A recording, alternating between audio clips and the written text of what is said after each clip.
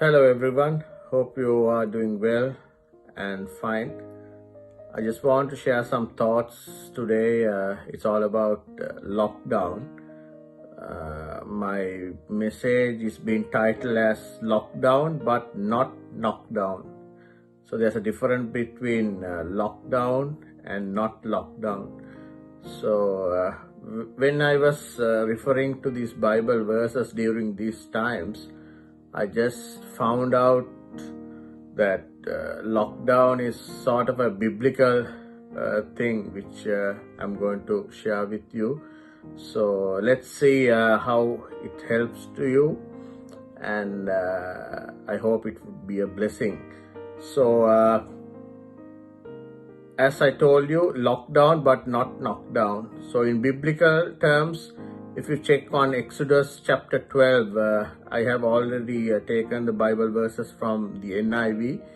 So if you check the Exodus 12, the people of Israel, way before the Passover meal, the God instruct them how to do the Passover meal, and he gives several instructions before they went out to the promised land. But he says one thing: just lock your doors, put the blood in the doorpost and lock yourself, and eat the Passover meal until I pass over, or my angel pass over through the land of Egypt to strike the elders of the families.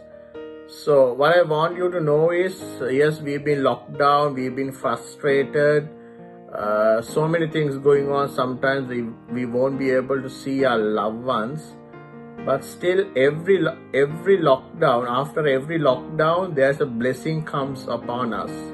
So that's what I have titled this is a message as lockdown but knockdown, but not knockdown. So what the people of Israel, they were there for 400 years in the nation of Egypt as slaves, but they had to get locked down in order to reach, or else to go to the first steps in order to reach the promised land. So I want to encourage you, yes, sometimes you might get frustrated for the lockdown, but I want to tell you that your blessing and your next newness in the life is not far ahead. It's for the new next step that everything happens. So it's the first instance, it's all about the family. The families got together and they were closing their doors until the God's angel passed over, and the family has to take the first steps to the promised land. And if you take on the second instance, the second Bible passage, or which I want to elaborate, is taken from Genesis, from chapter 37, 39 and up to 41. It speaks about Joseph, Joseph, who was the governor of Egypt. It all started from them. You see of life of Joseph, if you say, he could be able to describe all the dreams which he has seen, and his brothers didn't like it, in fact for his father as well. So we know the story when he went to visit their brothers and they put Joseph into a pit or unused well, and then they sold to the traders who came along, and we know the story. He ended up in Potiphar's house and governor's house, and he was thrown into the jail. So all this process, all this mechanism, he was very loyal and he was protecting his holiness. He didn't deviate what God has called into. So remember, he was in the jail.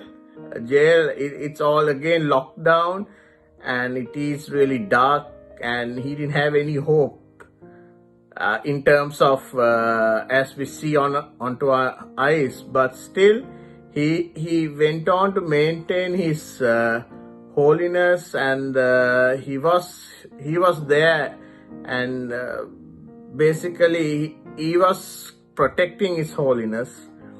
And look, end of the day, he got an opportunity. God created opportunity, not he got. God gave him an opportunity, and end of the day, he went to govern the whole nation of Egypt and neighboring countries as well. And he was the chosen man in order to make arrangements to face the famine. So the second step I want you to know is, and to be encouraged is, yes, it can be a famine. It can be sometimes new hope. Sometimes you might be isolated on your own. But God is going to use you mightily for the nations, or to help your friends, help your colleagues, or any other family members in this extended period.